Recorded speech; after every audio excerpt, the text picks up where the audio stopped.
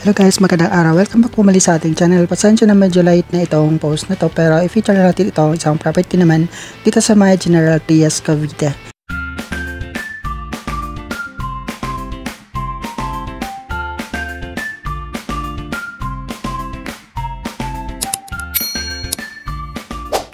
Ang susunod na property na ating pupuntahan ay located dito sa may Tierra Vista, Santiago, dito lang sa may General Trias, Cavite. Bali, itong kalsada na ating binabaybay ay ang Arnaldo Highway. Doon tayo nagagaling sa may Open Canal Road na medyo sinipag lang akong gumala dito sa area na to. Napakalawak kasi ng General Trias, kaya for sure, marami-rami din naman mga properties dito na foreclose. Hindi lang talaga kasi medyo distansya lang talaga siya sa area ko, kaya bibihira ako makarating dito. Ngayon lang is medyo sinipag lang ako. Yun naman ay late naman ako nakapag-post, kaya yun, sa mga gustong mag-bid or sa mga gustong tumira dito sa area, ito pwede nyo going basis ito ang ating feature. Yung mga nagbablog kasi dito dati, hindi na kasi sila nag-feature kaya sayang. Pero yun nga, kasi napakalawak ng General Trias, pero sana someday makapag-feature pa tayo ng more properties dito sa area. Pero yun, looking forward din naman na makapag-feature ako ng mga properties dito. At marami-rami din kasing subdivision talaga dito sa General Trias. Napaka-improve din naman kasi ng city na to, kaya marami din talagang dinidevelop na area dito. Medyo yumuko lang yung camera ko, kaya parang nasa taas yung point of view niya. Pero yun, sundan nyo lang ating biyahe kung hindi naman kayo kabisado dito sa area. Pero kung familiar naman na kayo dito, pwede nyo na lang i-forward ang ating video direct na doon sa property.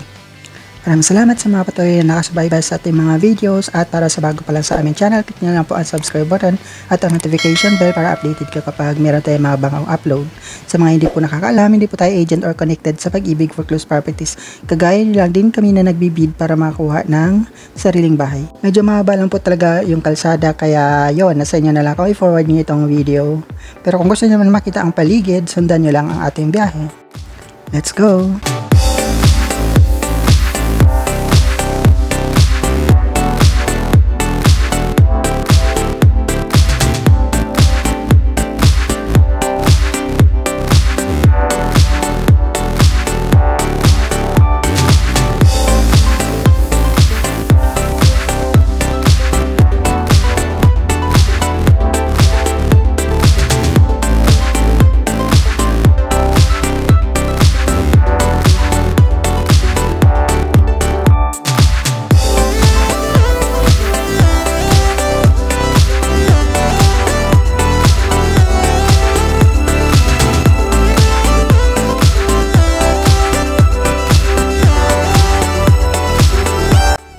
Ito na po yung pinaka-entrance ng Tierra Vista. Dito lang tayo papasok sa pakanan. Ayan.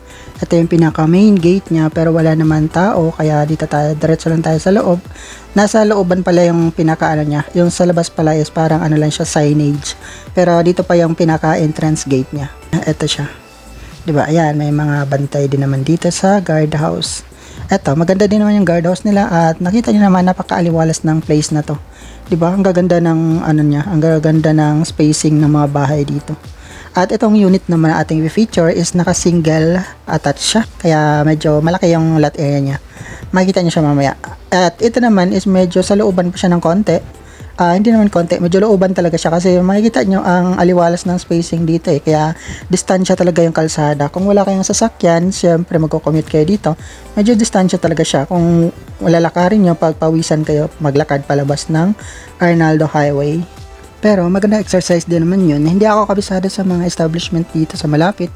Check nyo na lang sa Google Maps, or sa mga familiar naman dito, alam niyo naman ang mga malalapit na establishment dito. Hindi ko talaga siya kabisado kasi first time ko lang din makadalaw dito sa area na to. Kaya yun, check na lang siya. Pero ang gaganda ng mga ano dito ng mga bahay dito sa Tierra Vista. May na-visit ako na Tierra Vista sa sa Dasmariñas. Hindi naman siya, hindi ko sure kung may ganito, pero doon kasi mga townhouse dito is mga single attached unit yung meron din naman mga townhouse dito na dikit-dikit, pero meron talagang single attached. Maganda kasi yung single attached kasi may space siya sa gilid, at spacious din yung likod niya. Yun, ganun. Tapos malapad din yung harapan niya, kasyang-kasya yung parking. At yun, malalawak din yung mga kalsada. For sure, hindi pa gaanong maraming nakatira dito, kasi ang tahimik pa ng subdivision, hindi pa siya talaga totally crowded. Although, ito ay parang probinsya na din naman itong na part ng Cavite. Or probinsya naman talaga yung Cavite, pero ito parang probinsya talaga siya na part. Kasi hindi gaano maraming tao. Pero soon magiging fully, fully crowded kasi sa dumadaming population ba naman ng tao. Possible talaga na dumadami pa din talaga yung residente. Sa dinami-dami naghahanap ng bahay, makukuha din talaga yung mga bahay na bakante. Mula dito, shortcut ko na lang itong bahay. Babalikan na lang natin siya mamaya paglabas natin. Papalabas ng subdivision. Ito na yung pinaka-block number niya. Wala siyang katapatan kasi parang yung katapat niya vacant space tapos may barcode. Ayan. Tapos itong location ng property. Ito lang siya sa katabi nitong improved na unit. Yan. Ito siya. Napakakapal na ng damo. Diba? Pero ang ganda ng unit kasi diba, kita niyo naman yung kalsada niya, ang aliwalas, walang katapat na bahay.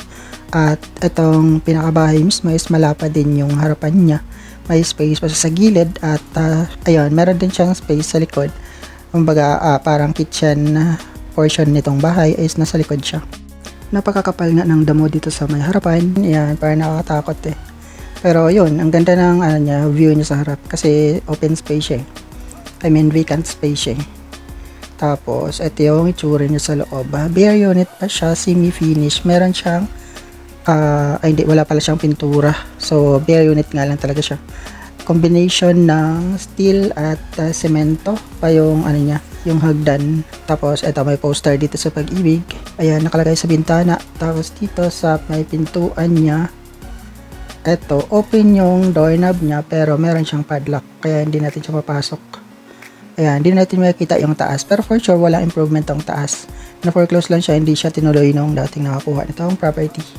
Ito yung space niya sa gilid, makapal na din yung damo. Ayan, pero makakadaan naman tayo dito. Ito, ang lapad din naman ng space siya sa may gilid. Pwede na siyang i-expand hanggang sa kabilang wall ng kapitbahay. Hanggang doon naman yung boundary nitong property. Gaya ng ginawa nitong katabing bahay nitong unit. Ayan, ang lapad nitong harap, maganda kapag nalinisan. Kapag nakuha niyo itong property. Yun nga lang is medyo pricey pa itong unit na sa mga 2 million pa siya mahigit. Yan, bababa ito kapag papasok sa second public auction. Pero yun, depende kung walang makakuha.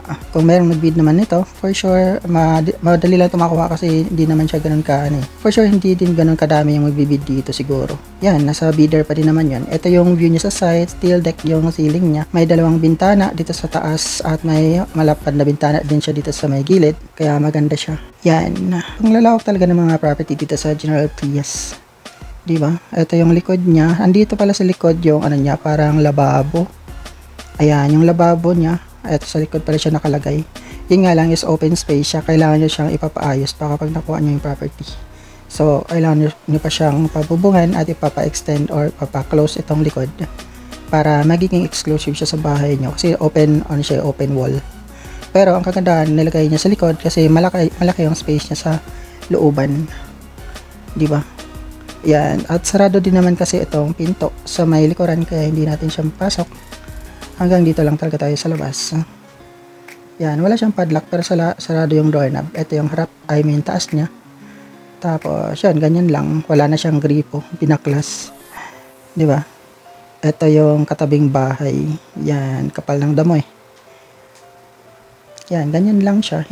Parang hindi siya pantay sa kabila. Diba? Parang hindi pantay. Mas pataas yung kabilang unit. Siguro dahil sa elevation ng lupa. Ganun. Wala na siyang P-trap sa ilalim. Tinanggal or binaklas. At eto, may abang naman siya na lagay ng gripo. Yan, ganyan. Tapos naka-tiles na din pala siya. Yun nga lang, simpleng tiles lang kasi open space nga siya at may bintana din siya sa likod at dito sa may lababo banda. Ayan, malaking bintana sa gilid at 2 malaking bintana sa taas. Kaya maaliwalas at maliwanag itong unit kahit medyo madilim or maulap. Diba? Or depende lang kung ipapaklose nyo itong gilid. Yan, pero yan, ganyan lang siya. Bare unit siya. Unoccupied, kaya open na open siya for bidding. Nasa inyo na lang kung gaano kataas yung kaya yung i-offer para kayo makakuha nitong unit kung interested kayo dito. Lang dito is medyo looban lang siya kaya medyo distansya sa palabas ng gate. Maganda sana kung doon to sa may malapit sa palabas ng gate eh kasi siya eh. Pero kung gusto niya man exclusive, maganda din namang pwesto to kasi isipin mo walang kaharapan o walang katapatan na bahay. So open space yung harap niya, pwedeng gawing playground. At ano din siya, single attach. Pwede niyo din ipapa-expand talaga ang bahay, di ba, hanggat kung saan yung pinaka maximum space niya na pwede.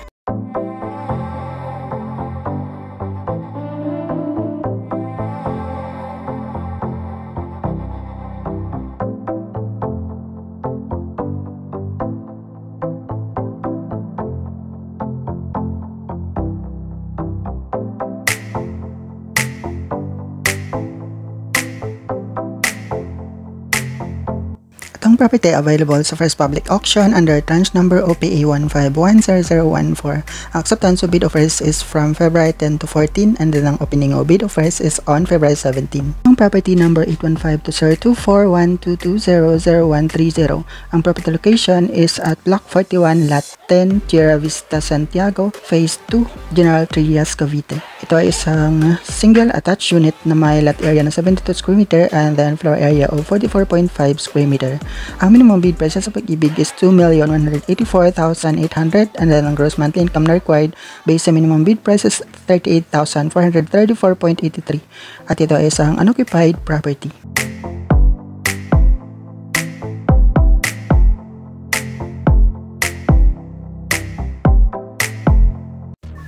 Ayan lang, dito ko lang tatapusin itong video. Maraming salamat sa panonood. Hanggang next time po muli. Ingat tayo palagi and God bless. Good luck sa bidding. Pasensya na po, medyo late na itong post ko. Kung gusto niyo naman makita itong distansya nitong bahay mula dito sa pinaka-location niya palabas ng gate, sundan niyo lang ang ating biyahe palabas. Hindi ko na ika-cut itong video. Hanggang next time po.